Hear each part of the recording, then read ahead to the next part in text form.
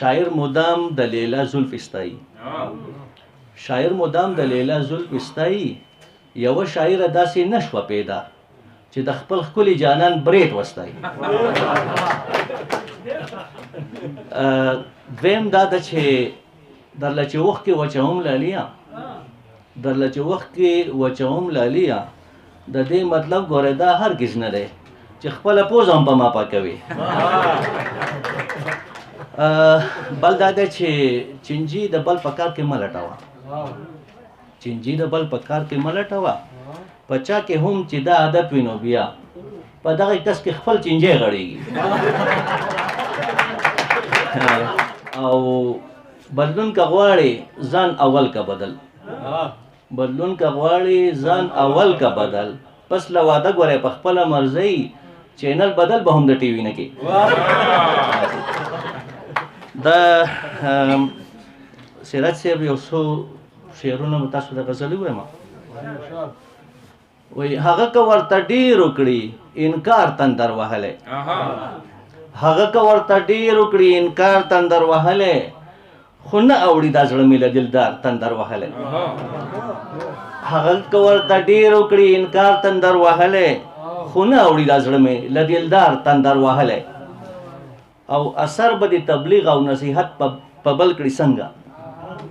اثر به د تبلیغ او نصیحت په بل کړي څنګه په خپله چې د سم نه دی کردار تندر وهلی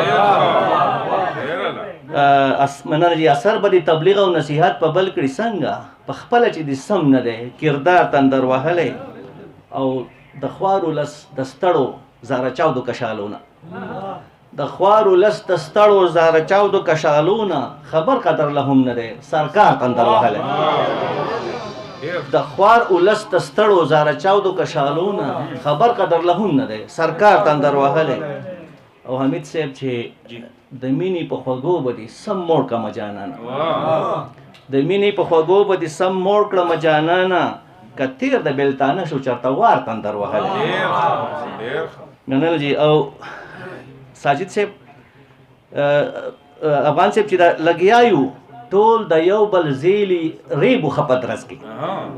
لګیا یو ټول د یو بل زیلي ریبو ښه په درس کې زمونږ د خلکو دغه دی روزګار تندر وهلی مننه جي او په کار د سیاست کې چې ښه ورځ په ورځ سربېږي په کار د سیاست کې چې ښه ورځ په ورځ سربېږي هم اصل کې دی دا مشر غدار تندر وهلی په کار د سیاست کې چې ښه ورځ په ورځ سربېږي هم اصل کې دی دا مشر غدار تندر وهلی او سبق ته محبت چې مې په زیر او زبر ووایي سبق ته محبت چې مې په زیر او زبر ووایي منطق د سود او زیان مې کړو په دار تندر وهلی او ورکړی مونږ ضرب دی په صفر کې عمل له ورکړی مونږ ضرب دی په صفر کې عمل له دې مخ په ترقۍ مو تش گفتار تندر وهلی او دا شعر د ډاکټر ظاهرشاه صاحب ته زه ډالۍ کوم چې بغیر د ستا د سترګو د لیدو نه په دنیا کې بغیر د ستا د سترګو د لیدو نه په دنیا کې اشنا سعید ته نه راځي قرار تندر وهلی ډېره مننه چې ستاسو ډېره مهرباني یو ځل بیا د حمید الرحمن همدرد صاحب او